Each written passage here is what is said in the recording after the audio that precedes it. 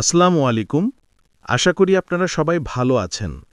চলো ভাই তবলিগে যাই চ্যানেলে আসার জন্য ধন্যবাদ। আমাদের এই চ্যানেল থেকে আপনাদের কাছে ইসলামিক বার্তা পৌঁছে দেওয়ার চেষ্টা করব ইনশাআল্লাহ।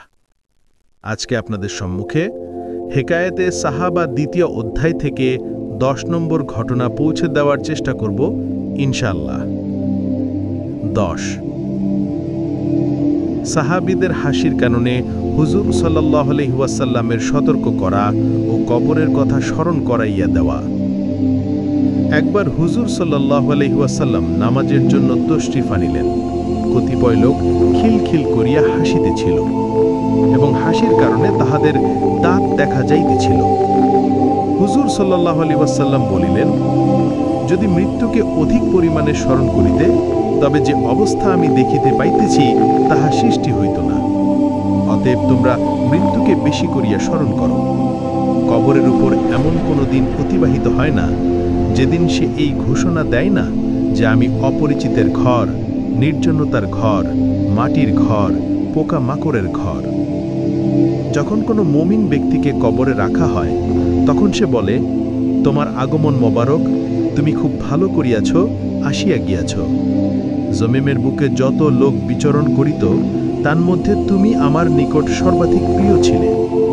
আজ তুমি আমার নিকট আসিয়াছ, তুমি আমার উত্তম আচরণ দেখিবে।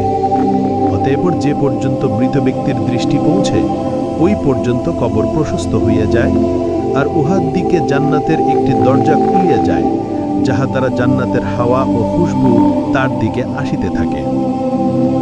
আর যখন কোনো বৎকারকে কবরে রাখা হয়, তখন সে বলে, তোর আগমন না মোবারক, তুই আসিয়া ভালো করিস নাই।